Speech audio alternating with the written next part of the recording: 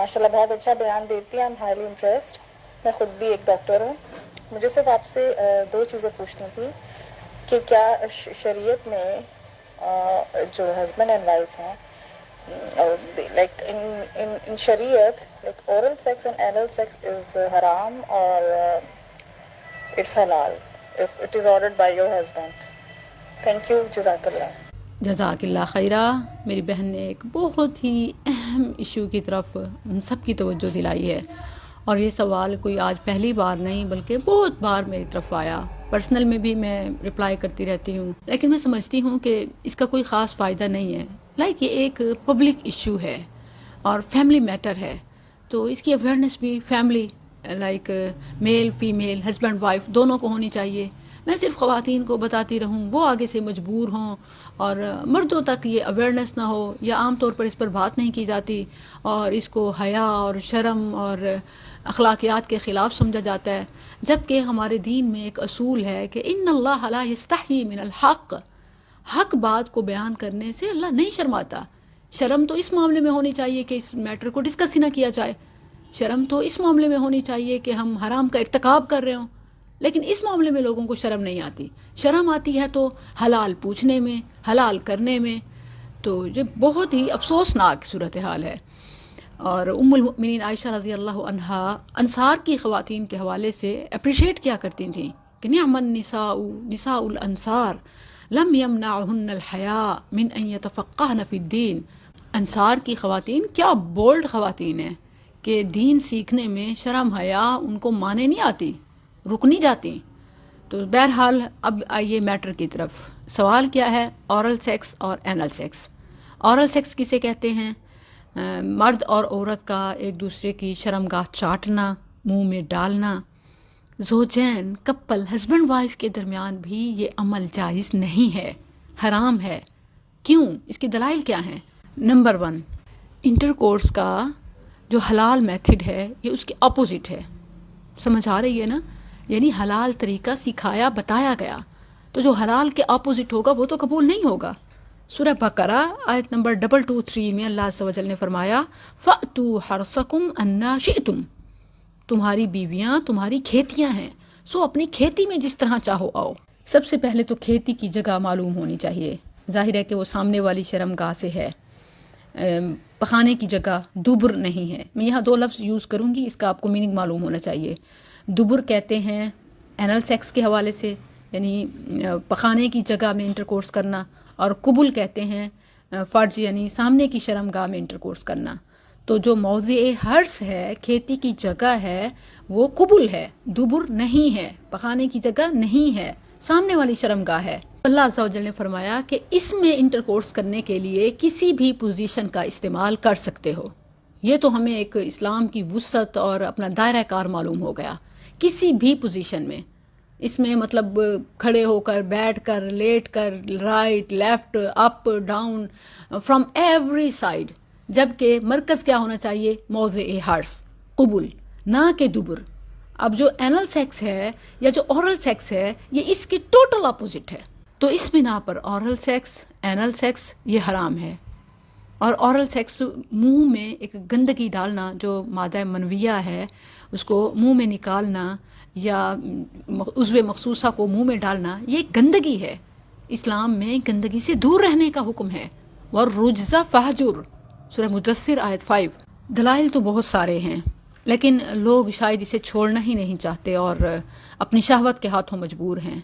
मसलन आप देखें कि इस्लाम में सिर्फ हराम ही नहीं बल्कि मशकूक और मुश्तबह चीज़ों से भी रोका गया है। और ये सब मानते हैं कि क्लियरली हराम ना भी सही तो ये मशकूक और मुश्तबह तो ज़रूर हैं। जबकि मैं तो समझती हूँ कि इस पर इतने दलाइल हैं कि ये क्लियरली हराम है। वगरना मशकूक और मुश्तबह तो मुत्तफ़िक़ा है।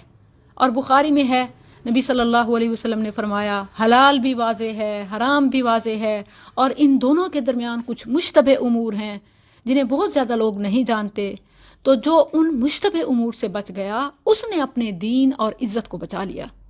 ये बहुत अहम बात है। आज ख़वातीन की इज़्ज़त 2 टके की भी नहीं है।